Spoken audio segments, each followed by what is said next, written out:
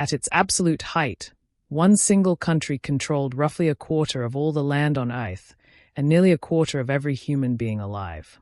Not through legend, not through exaggeration, through documented territory, on real maps, under one flag. That country was Britain, and the empire it built was so vast that people said the sun literally never set on it, because at any given moment, at least one of its territories was in daylight. This is the real story of that era, how big it actually got, which monarchs presided over it, and the genuine, documented achievements people point to when they call it Britain's Golden Age. Let's start with the scale, because the actual numbers are almost hard to believe. By 1913, the British Empire governed around 412 million people, roughly 23% of the entire world's population at the time. By 1920, in the aftermath of the First World War, when Britain absorbed former German and Ottoman territories as League of Nations mandates, the empire reached its absolute peak, 35.5 million square kilometers, about 24% of the Earth's total land area. To put that in perspective, that's larger than the Mongol Empire at its height, larger than the Roman Empire ever was, larger than any empire in recorded history, before or since. And here's a detail worth pausing on, because it surprises most people. The empire's territorial peak wasn't actually under Queen Victoria, the monarch most associated with imperial glory. It was under her grandson, King George V, whose reign from 1910 to 1936 covered the exact years the empire reached its largest extent. That said, Victoria's reign, from 1837 to 1901, is genuinely the era people mean when they talk about Britain's imperial golden age, and for good reason. Her 63 years on the throne coincided with the empire's most dramatic expansion, from a collection of trading posts and older colonies into a globe-spanning system covering India, huge parts of Africa, Australia, Canada, and territories across Southeast Asia and the Caribbean. Victoria herself was given the title Empress of India in 1876, formalizing Britain's direct rule over the subcontinent after the East India Company's authority was transferred to the Crown in 1858. It's Victoria's name that ended up permanently attached to the era. The Victorian Age, a period whose confidence, industry, and global reach still shapes how Britain is remembered today.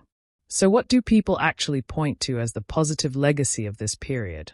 Let's go through the real, documented cases, because there are specific, factual achievements behind the popular image, whatever you make of the era as a whole. Start with the railways, because the scale here is genuinely staggering. India's first passenger railway opened in April of 1853, a short 34-kilometer line between Bombay and Thane.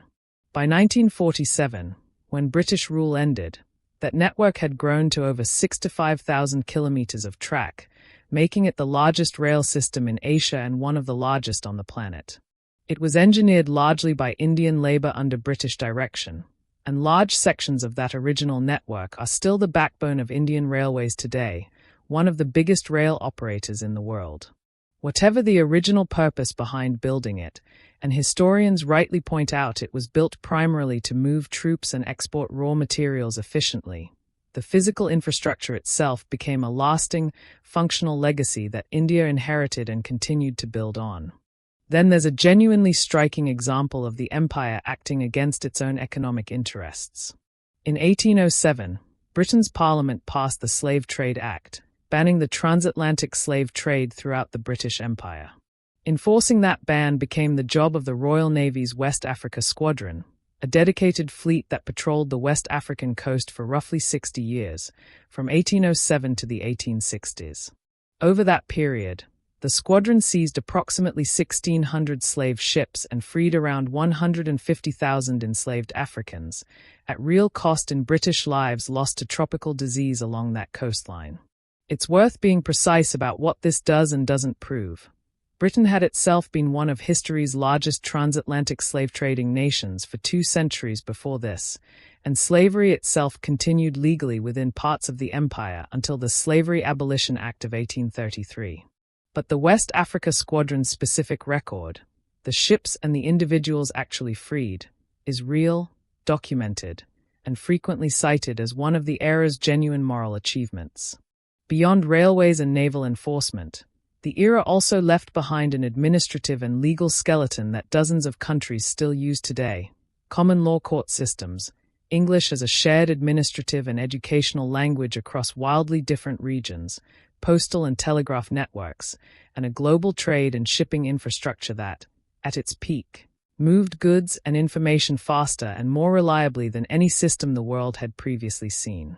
The English language itself, now the closest thing the world has to a global lingua franca, spread primarily along the paths this empire carved. So that's the case for the Golden Era, built from real, checkable facts rather than nostalgia. Now here's the other half of the same history, because an honest video can't stop at the achievements. The same period that built those railways and suppressed that specific slave trade also extracted enormous wealth from its colonies, often through deeply coercive and unequal systems, and oversaw famines in British India, including catastrophic loss of life in Bengal in 1943, that many historians directly link to colonial policy failures and wartime priorities set in London rather than Delhi. And the 1833 Act that ended slavery in most of the empire paid enormous financial compensation, not to the people who had been enslaved, but to the slave owners who had lost what the law still treated as property, a debt so large that British taxpayers were still paying it off, embedded in the national debt, until 2015. Both halves of that story are true at the same time, verified by the same historical record, and serious historians today genuinely disagree on how to weigh one against the other. When people call this Britain's Golden Era, what they usually mean is real. What they often leave out is equally real. Which one you weight more heavily isn't a question this video can settle for you, and it's still being argued today, in Britain and in every country that was once colored pink on that map. If you want more real history behind the empires and eras that shaped the world we live in now, subscribe, because there's a lot more where this came from.